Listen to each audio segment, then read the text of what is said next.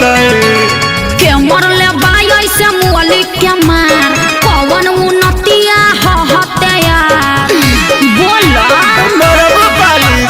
के मरले बाई ऐसे मुअली के मार कौन उन्नतिया हते यार। अरे डरो करत रे आ गली में तोरा धरैनी रे कैसे भाई से तोरा पिटैनी रे। अरे का करे आइल रह हड्डी मसली सब देला से दूर अरे मरले सारे कसम से भरा अरे मरले सारे कसम से भरा अरे मरले सारे कसम से भरा। अरे कहाँ कहाँ मरल अरे कहाँ बताइए बराबर ले बासा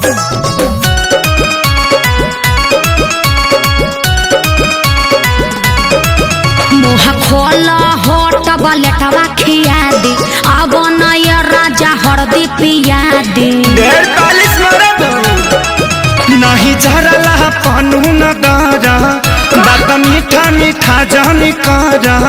ओहो ऐसा कहे सोचता रह तनिको न कैला हस विचार कुर्ता पायट कुल्ही देला सफार लहै हरदी गुड़ पीला तका कर मिले हम आईनी रे प्यार में आ गलती भारी कईनी रे। चुप रहो सब ठीक हो जाई। पूछा करू अब तू हर दिला गुड़ अरे मरले सारे कसम से भरा अरे मरले सारे कसम से भरा अरे मरले सारे कसम से भरा। अरे चुप रह चलो भोका माइस के सुई दिबा दी वो कौन सुई है? दुख हरनी सुई। अच्छा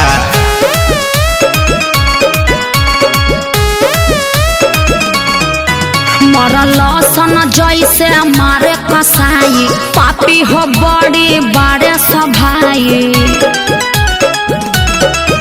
जनता रे खेसारी सभन के सब खेला है बचन के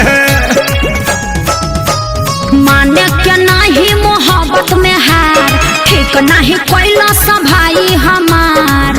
अरे हेंगा कोई मारेला अरे इज्जत अपन हम लुटैनी रे आ सोनू के बात में पड़क गईनी रे। रहे के गायब तो तोरा से दूर अरे मरले सारे कसम से भरा। अच्छा चुप रह। मरले सारे कसम से भरा अरे मरले सारे कसम से भरा। अरे बाप रे बाप दर्द होता। अरे लावा अमर लाता के पाता साट दी।